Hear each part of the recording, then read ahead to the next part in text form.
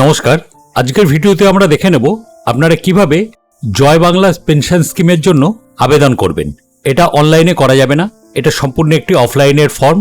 এই ফর্মটি আপনারা কিভাবে ফিল আপ করবেন এবং এর সঙ্গে আপনাকে কি কি কাগজ জমা দিতে হবে, এবং এই ফর্মটি আপনারা পাবেন আপনাদের প্রত্যেক এলাকাতে যে ক্যাম্প বসছে, অর্থাৎ আজ 15 তারিখ, 16 তারিখ এবং 17 তারিখ জুন মাসের, সেই ক্যাম্প অফিস থেকে আপনারা এই ফর্মটি পেয়ে যাবেন এবং সেখানে ফিল আপ করে আপনাদের সেই জায়গাতেই এই ফর্মটি জমা দিতে হবে। তো চলুন আমরা সম্পূর্ণভাবে দেখে নিই ধাপে ধাপে এই ফর্মটি আপনারা কিভাবে ফিল আপ করবেন এবং এই ফর্মটির সঙ্গে আপনাদের কি কি কাগজ জমা দিতে হবে। তাই জন্য একটি অনুরোধ, ভিডিওটি স্কিপ না করে অবশ্যই পুরো দেখবার চেষ্টা করবেন। তো অনস্ক্রিনে আপনারা যে ফর্মটি দেখতে পাচ্ছেন, এটি হলো, দেখতে পাচ্ছেন এখানে government of West Bengal Joy Bangla pension scheme application form. এখানে বলা হচ্ছে to be filled in English block capital letters only, অর্থাৎ যা ফিল করবেন সেটা বড় হাতের ইংলিশ অক্ষরে বড় হাতে সবকিছু ফিল আপ করবেন। আর যেগুলোর পাশে স্টার মার্ক দেওয়া রয়েছে, এখানটা দেওয়া রয়েছে দেখুন, সেই ফিল্ডগুলো ম্যান্ডেটরি, অর্থাৎ সেগুলো কিন্তু অবশ্যই আপনাকে ফিল আপ করতে হবে। আর যেখানে যেখানে চেক বক্স আছে সেখানে সেখানে আপনাকে টিক চিহ্ন দিতে হবে। এবার প্রথমে এখানে আসে application for please check only one box. এখানে দুটি আছে, একটা দেখুন Taposili Bandhu for SC and Jai Johar for ST. SC বা এসটির জন্য কিন্তু একমাত্র এই ফর্মটি এখন ছাড়া দেওয়া হয়েছে, আপনাকে এই জায়গায় টিক চিহ্ন করতে হবে। এবার পরবর্তী ক্ষেত্রে প্রথমে এখানে আসছে পার্সোনাল ডিটেলস।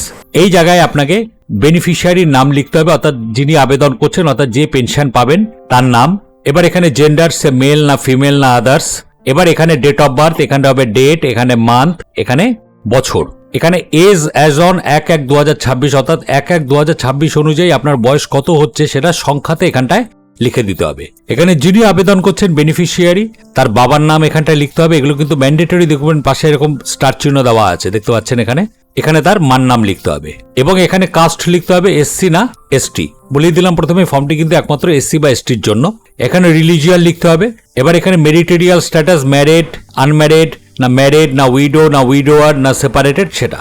এবার এখানে স্পাউস নেম যদি থাকে তাহলে, অর্থাৎ আপনার স্বামী যদি বেঁচে থাকে তাহলে এখানটা তার নামটি লিখতে হবে। আর এখানটা লিখতে হবে মান্থলি ইনকাম, ফ্যামিলি ইনকাম, সেটা কত আপনার বাৎসরিক ইনকাম ফ্যামিলির, সেটি কিন্তু এই জায়গাটায় লিখে দিতে হবে।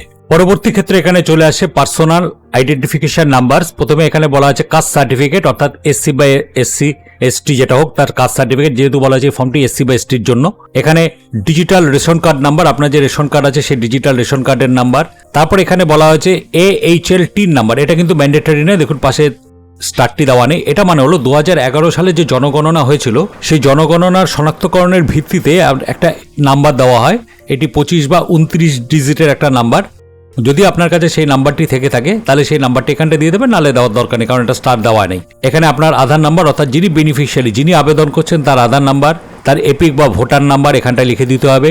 এবার এখানে বলেছে CA application status if applicable, অর্থাৎ অ্যাপ্লাইড যদি করে থাকেন, আপনি যদি সিএতে যদি অ্যাপ্লাইড করে থাকেন, অর্থাৎ আপনার নাম যদি ভোটার লিস্ট থেকে বাদ যায়, আপনি যদি সিটিজেন অ্যামেন্ডমেন্ট অ্যাক্টে অ্যাপ্লাই করে থাকেন, যদি ইয়েস হয় তাহলে এখানটা তার অ্যাপ্লিকেশন নাম্বার লিখতে হবে। আর যদি আপনি সার্টিফিকেট পেয়ে যান, অর্থাৎ ইস্যুড, যদি ইয়েস হয় তাহলে এখানে সার্টিফিকেট নাম্বারটি লিখতে হবে। তারপর এখানে বলা আছে if deleted in SIR 2026 weather case in pending in tribunal. যদি ইফ ডিলিটেড ইন 2026 যদি হয় আর কেস যদি ট্রাইব্যুনালে না থাকে তাহলে তো এখানে নো করে দেবেন, ডিলিটেড না থাকলেও নো করে দেবেন। আর যদি ডিলিটেড হয়, কেস যদি পেন্ডিং ইন ট্রাইব্যুনাল, তাহলে এখানে ইয়েসে ক্লিক করে দেবেন। এবার ইফ ইয়েস করে এখানে কেস নাম্বারটি দিয়ে দেবেন, অর্থাৎ ট্রাইব্যুনালে আপনি যে অ্যাপিল করেছিলেন সেই অ্যাপিলের ওপর দেখবেন একটি নাম্বার দেওয়া আছে বড়, সেই নাম্বারটি এখানটায় লিখে দেবেন। আর এখানটায় প্যান নাম্বার, যদি আপনার প্যান কার্ড থাকে তাহলে প্যান নাম্বার, যদি থাকে তাহলে এখানে প্যান নাম্বারটি লিখে দেবেন। এরপর যেটা চলে আসে সেটা হলো কন্ট্যাক্ট ডিটেলস। এখানে স্টেট তো ওয়েস্ট বেঙ্গল লেখা আছে, এখানে আপনার অ্যাসেম্বলি কনস্টিটিউয়েন্সির নামটি লিখতে হবে, আপনি যে বিধানসভার অধীনে।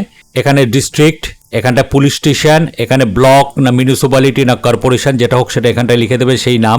এখানে জিপি বা ওয়ার্ড নাম্বার, আপনি যে ওয়ার্ডে থাকেন বা গ্রাম পঞ্চায়েত। এটা ভিলেজ, টাউন বা সিটি কোথায় আপনি রয়েছেন সেটা বলে দেবেন। এখানে হাউস হোল্ড বা প্রেমিসেস নাম্বার, এটা ম্যান্ডেটরি নয়, যেগুলো পাশে স্টার নেই সেটা ম্যান্ডেটরি নয়। অবশ্য হাউস নাম্বার আপনি পেয়ে যাবেন, ভোটার লিস্ট আপনাদের যেটা আছে সেই ভোটার লিস্টে আপনারা হাউস নাম্বার পেয়ে যাবেন।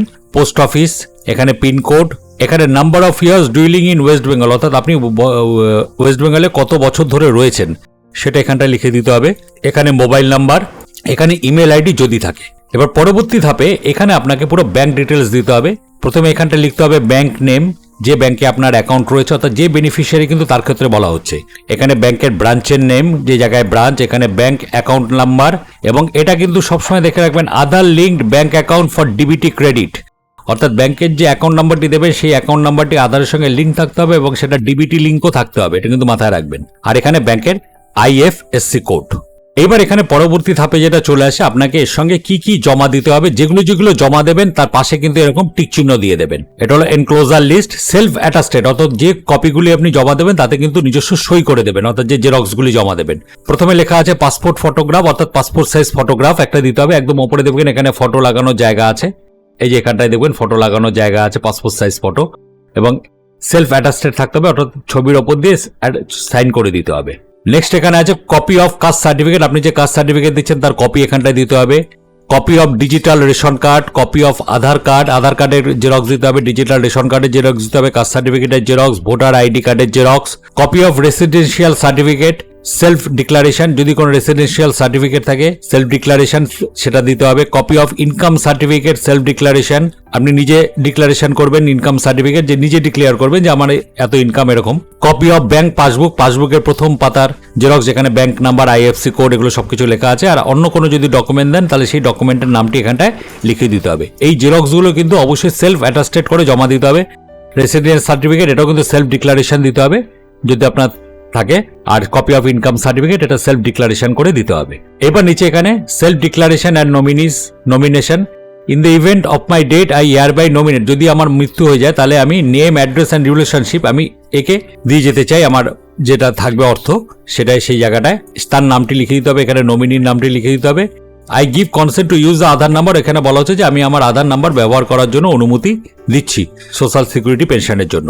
এইবার এখানে presently I am receiving following pension from central government, এবার বর্তমানে ধরুন আপনি এখান থেকে সেন্ট্রাল গভর্নমেন্ট বা স্টেট গভর্নমেন্ট বা লোকাল অ্যাডমিনিস্ট্রেশন বা গভর্নমেন্ট এডেড অ্যাপ্লিকেশনের মাধ্যম গভর্নমেন্ট এডেড অর্গানাইজেশনের থেকে আপনি এই পেনশনটি আপনি পান, যেটা পান সেটাতে টিক চিহ্ন দিতে হবে। এটা লেখা আছে দেখুন NSAP old age, NSAP widow pension যদি বর্তমানে আপনি পেনশন পান, NSAP ডিসেবিলিটি পেনশন যদি এখন বর্তমানে আপনি ওল্ড এজ পেনশন পাচ্ছেন তাহলে এখানটা টিক চিহ্ন দিয়ে দেবেন। উইডো পেনশন যদি পাচ্ছেন তাহলে এখানটা টিক চিহ্ন দিয়ে দেবেন। ডিসেবিলিটি পেনশন যদি পান, লোক পরাশর প্রকল্প, ফার্মার্স ওল্ড এজ পেনশন যদি পান, artisan weaver old age pension, fisherman old age pension, অর্থাৎ যেটা পান সেটাতে বর্তমানে এখন যেটা পাচ্ছেন সেটা টিক চিহ্ন দিয়ে দেবেন। এখানে আজকে ডেটটা দিয়ে দেবেন, ডেট, মান্থ এবং ইয়ার, আর এখানটায় সিগনেচার করে দেবেন।